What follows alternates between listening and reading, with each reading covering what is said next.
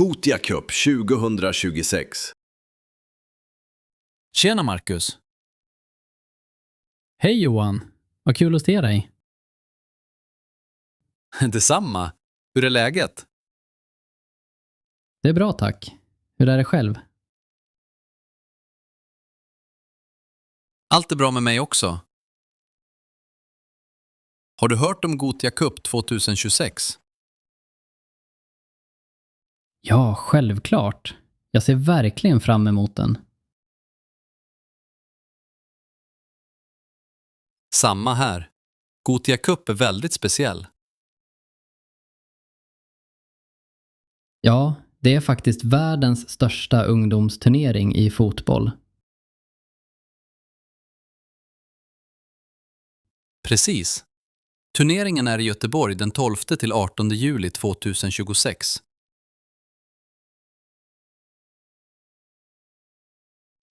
Det kommer lag från hela världen.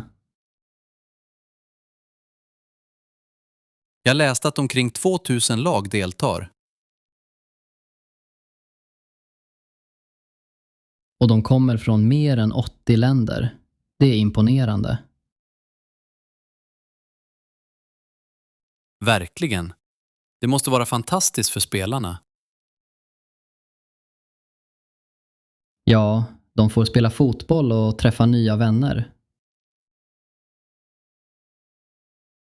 Har du sett matchschemat? Ja, det officiella matchschemat är publicerat nu. Gruppspelet är också klart, eller hur? Ja, man kan se grupperna och matcherna på Gothia Cups webbplats. Då ska jag titta på vilka lag som spelar när. Jag vill gärna se några internationella matcher. Jag också. Det är roligt att se olika spelstilar. Ska du åka till Göteborg? Ja, jag hoppas det. Jag vill uppleva stämningen. Jag med. Invigningen brukar vara fantastisk. Ja, med musik, publik och många spelare. Det blir säkert en minnesvärd vecka.